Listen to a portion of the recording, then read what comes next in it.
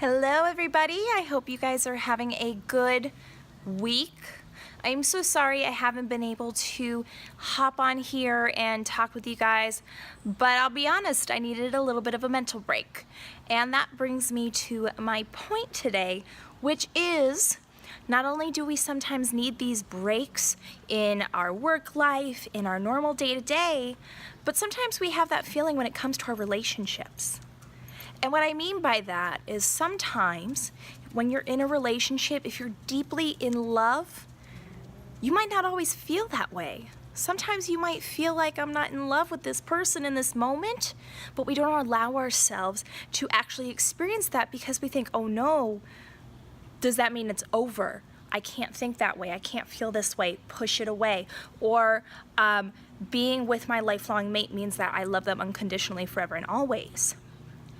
Sometimes when you're single, we have this experience in the sense of being in a relationship or being on a date with someone who might be a potential partner, and you might not necessarily feel 100% about yourself in this moment. Maybe you aren't feeling pretty or feeling a little out of shape or something to that extent, but because you're with that person, you want to make a good impression. So you bury that, or you kind of fake it until you make it. But here's the thing. In either scenario, whether you were single or in a relationship, by suppressing the way you feel, by pretending it's not there, by faking it until we make it, you're ultimately still bringing that stuff up to the surface even more. It's sort of like putting water pressure under a closed cap, right? The more pressure you put, eventually it's going to explode, right? And what happens when we resist it? It becomes harder, it becomes more intense. It just emphasizes the thought in our minds even more, to where no matter what we do, we are convinced either A, we're not really feeling into ourselves, or B, when you're in that relationship mode, you really do convince yourself that you're out of love with that person, and you're so focused on the fear of falling out of love that you end up falling out of love because you're focused on the negative rather than seeing the opportunity and the growth.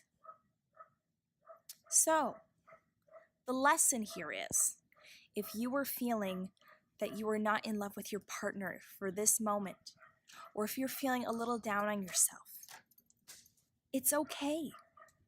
You are allowed to not feel in love 24/7.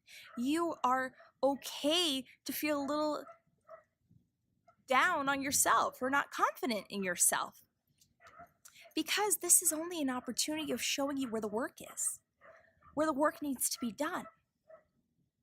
So if you're feeling out of love with your partner, why? What caused this? What thoughts were you having that triggered you to feel out of love in this moment? How can you reconnect to that love to bring it back? How can your partner support you in this?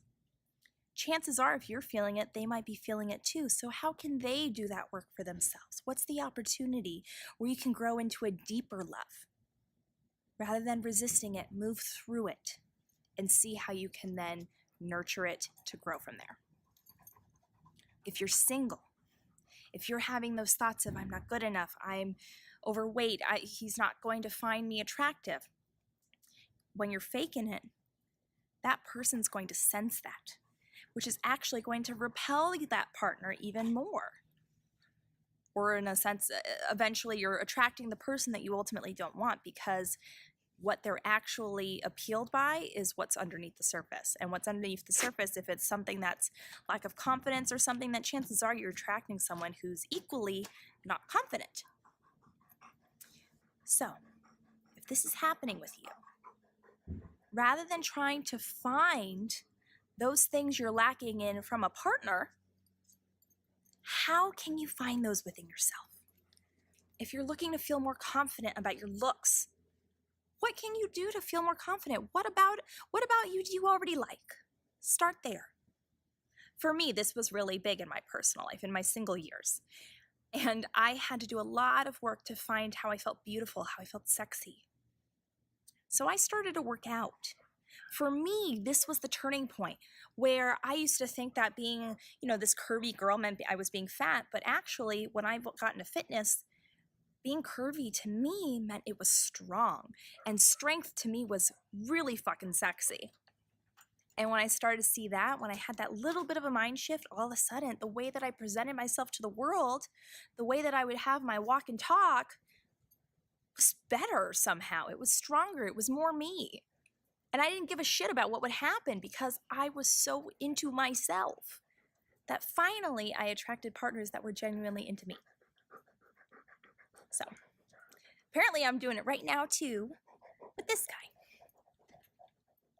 So my single ladies, men, what can you do to turn yourself on if that's where you're lacking? What can you do to feel smarter if that's where you feel you're lacking?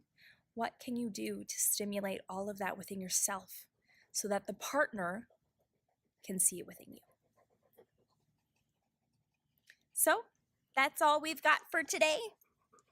If you have any questions or comments, if you want to talk a little bit more, I encourage you to reach out to me, reply to this email, drop a comment. I'd love to hear where you feel you need a little bit of growth and a little bit of support. Take care, guys.